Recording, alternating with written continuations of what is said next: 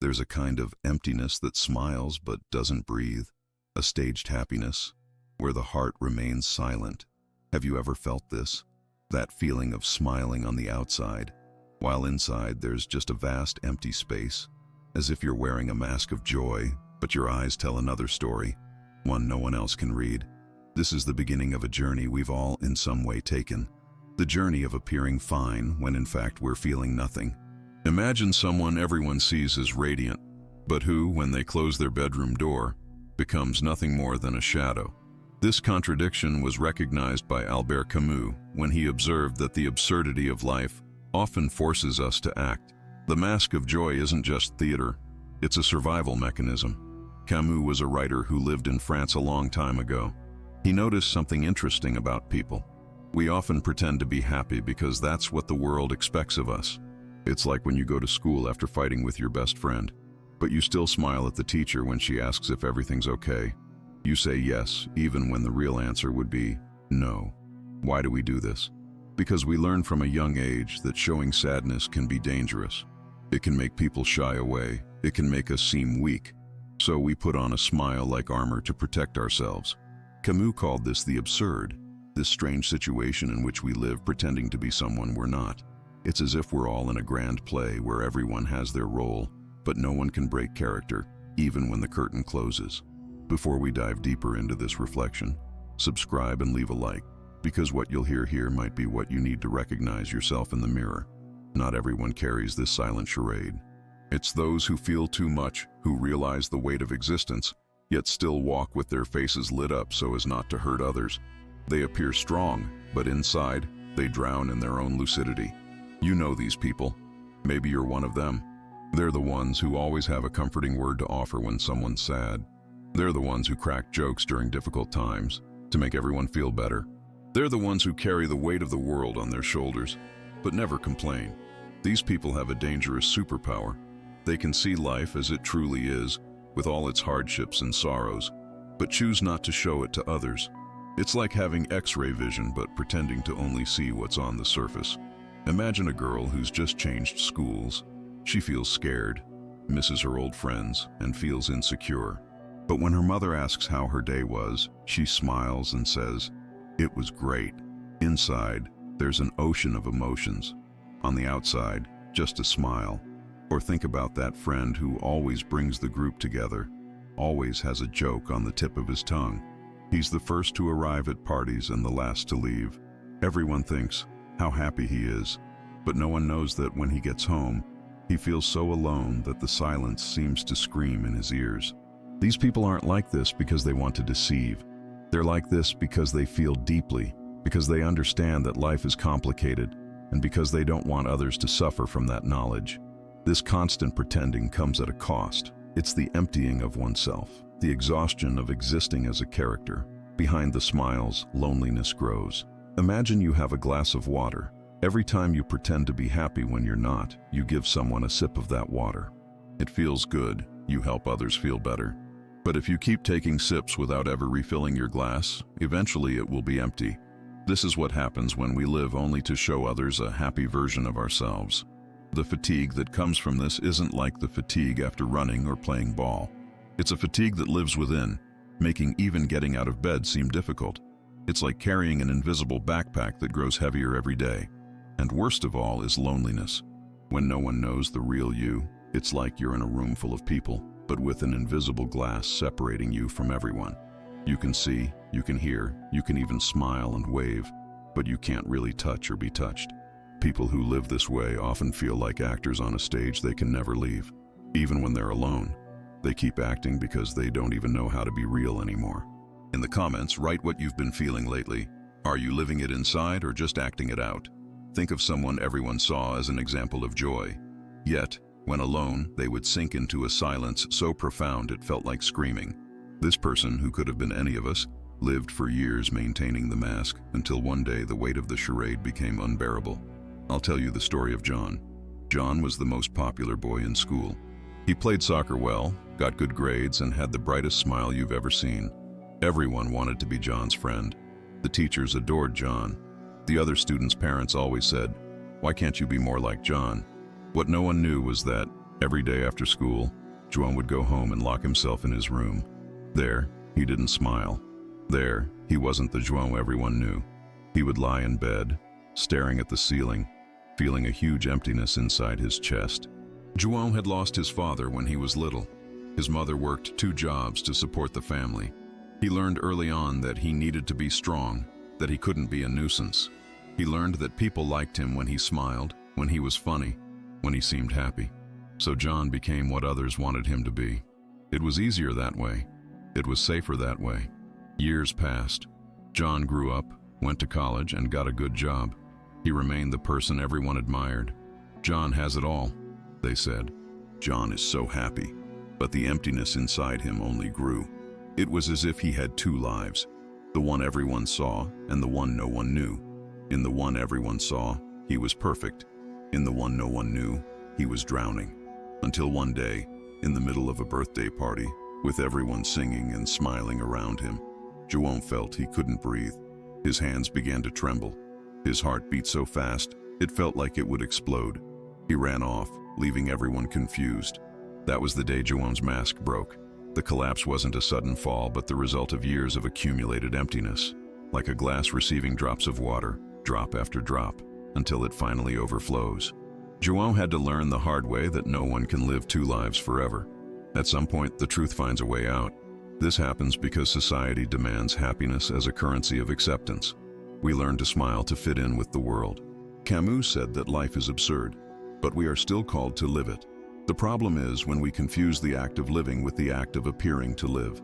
Since we were little, we've heard phrases like smile, or stop crying, or be strong. In movies and cartoons, the heroes are always happy in the end. On social media, people only show the beautiful moments, the parties, the trips, the smiles. It's as if there's an unwritten rule. To be accepted, you have to be happy. It's like a big game everyone agreed to play, but no one really explained the rules. You only realize over time that when you're sad, people back away. When you're angry, people are afraid. When you're confused, people lose their temper. Then you learn. Showing these emotions is dangerous. Albert Camus spoke about the absurdity of life. Absurdity is that strange feeling we have when we realize the world doesn't make much sense, but we still have to live in it. It's like trying to put together a puzzle where the pieces never quite fit together, but you keep trying. The big problem arises when we start to confuse our mask with our true face. When we forget who we really are because we spend so much time pretending to be someone else. It's like wearing a costume for so long that you forget what your own skin feels like. Emptiness arises precisely from this distance between what we show and what we feel. It's as if we have 2 selves, the self that everyone sees and the self that no one knows. The greater the distance between these 2 selves, the greater the emptiness we feel. This is why many people feel lonely even when surrounded by friends and family. Because these friends and family only know the character, not the real person behind the mask. Those who refuse to pretend are seen as strange. Those who show pain are treated as fragile. Those who remain silent are seen as invisible. So there are 2 options: lie with a smile or face the weight of exclusion. Have you ever noticed how we treat people who are sad? We often say, "Cheer up," or "Don't be so sad." It's as if sadness were a contagious disease that we need to cure quickly.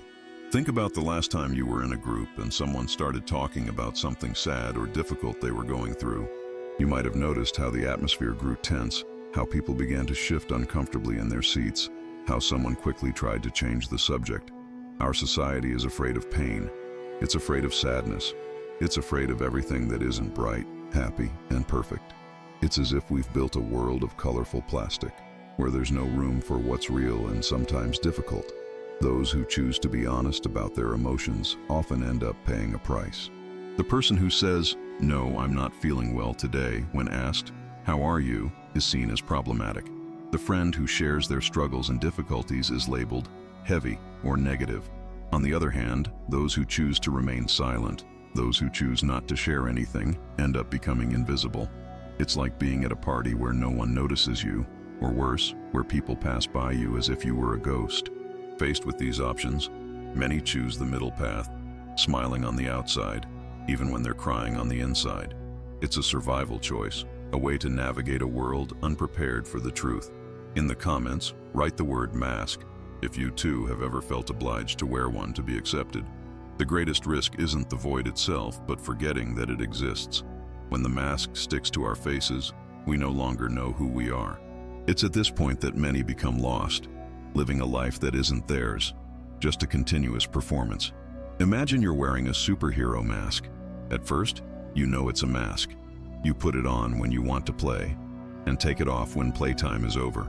But imagine that, over time, you start wearing this mask every day, all day long. After months, years of this, you go in the mirror and can no longer remember what your face looked like without the mask. This is what happens when we spend too much time pretending to be someone we're not. We start to believe our own lies. We start to think that the persona we've created is who we really are. And this is dangerous because when we lose touch with our true selves, we also lose our inner compass. We no longer know what we really want, what we really feel, what really matters to us. It's like being in a rudderless boat, adrift on the ocean. You go wherever the waves and winds take you, unable to choose your own path. People who reach this point often feel such a void that they try to fill it with external things, buying things they don't need, constantly seeking approval from others, pursuing goals that aren't even theirs, but that society tells them should be. It's like trying to fill a leaky bucket. No matter how much you put in, it never gets full. The real danger, then, isn't feeling empty sometimes. That's normal. It's human. The real danger is when we forget that this emptiness is only a part of us, not our wholeness. When we forget that, behind the mask, there's still a true face, waiting to be rediscovered. The solution isn't to destroy the mask, but to recognize that it isn't you. Authenticity begins when we accept the absurdity of life without trying to camouflage it with fake smiles. It's in the courage to admit nothingness that a strange freedom is born. The freedom to live despite the emptiness. You don't need to rip your mask off and throw it away. That would be like going outside naked. You'd be too exposed, too vulnerable. Masks have their place and their purpose.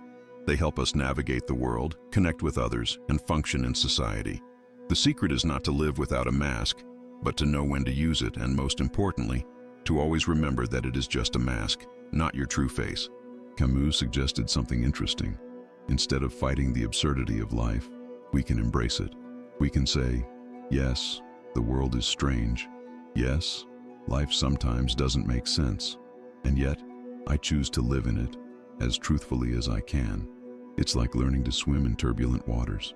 You don't try to stop the waves. That would be impossible. You learn to move with them, to find your own rhythm within the chaos. The path to transformation begins with small moments of truth. Maybe it's telling a close friend, actually, I'm not feeling well today. Maybe it's allowing yourself to cry when you feel like it, instead of holding back the tears. Maybe it's simply stopping for 5 minutes every day and asking yourself, how do I really feel right now? It's also about finding people with whom you can be real. Not everyone deserves to see your true self, and that's okay.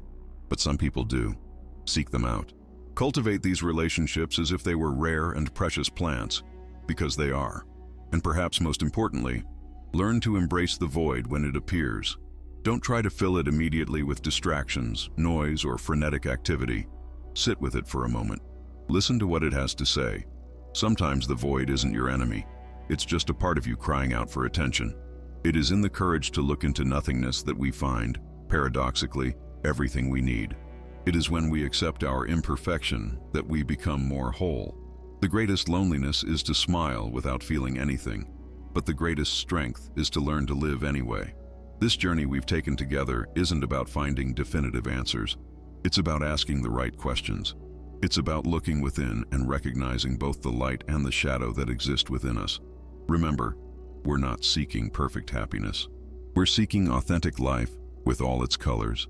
The blues of sadness, the reds of anger, the yellows of joy, the greens of hope. A black and white life may seem simpler, but it's in color that we find true beauty. As Camus taught us, the world may be absurd, but we can still find meaning in it. Not a meaning that comes from outside, given by others, but one that we create ourselves, through our choices, our connections, our courage to be who we truly are. Maybe you're wearing a mask right now. Maybe you've worn it for so long that you no longer know what your true face looks like. That's okay. The path back home begins with a single step, the decision to search. You are not alone on this journey. Millions of people around the world and throughout history have felt the same emptiness you do. They have sought the same answers you seek, and many have found a way through the darkness, back to the light. Now write in the comments, are you smiling or living? I want you to share this video with someone who needs to hear it. Leave a like so this reflection reaches more people. And don't forget to watch the video on the card, because it completes this journey we began here. Always remember, your truth, no matter how difficult, deserves to be heard. Your life, no matter how complicated it may seem, deserves to be lived fully. And your heart, no matter how empty it may feel at times, has an infinite capacity to be filled again.